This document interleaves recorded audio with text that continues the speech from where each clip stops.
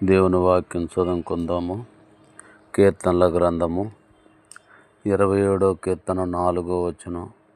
యెహోవా యొద్ద ఒక వరం అడిగితిని, దాన్ని నేను వెదకుచున్నాను.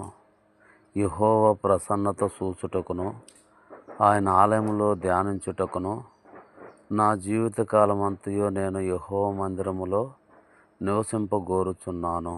చాలు. కాబట్టి దావీదు దేవుని దగ్గర ఒక వరం అడుగుతూ వచ్చాడు. కాబట్టి ఏంటి ఆ వరం అని చూసినట్లయితే, దేవుని యొక్క ప్రసన్నత చూడాలని. కాబట్టి దేవుని యొద్ద ఒక వరం అడిగాడు. అదేంటంటే దేవుని యొక్క ప్రసన్నతను చూడవలనని.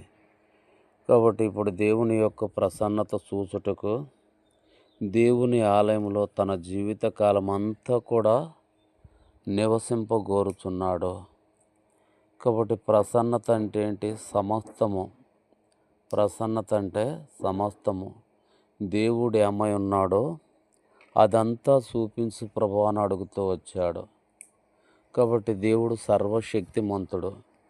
దేవుని శక్తిని చూడాలని, దేవుడు మహిమ స్వరూపుడు, దేవుడు మహిమను చూడాలని, దేవుని వెలుగు స్వరూపుడు, వెలుగును చూడాలని, దేవుడు మరణము లేనివాడు, దాన్ని చూడాలని దావీదు ఆశ కలిగి ఉంటూ వచ్చాడు.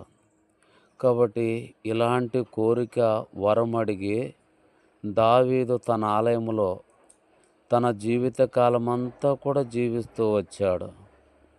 కాబట్టి దావీదు కోరికని దేవుడు నెరవేరుస్తూ వచ్చాడు. దావీదు కోరికని దేవుడు నెరవేరుస్తూ వచ్చాడు. దేవుని యొక్క సమస్తాన్ని దావీదుకి చూపిస్తూ వచ్చాడు.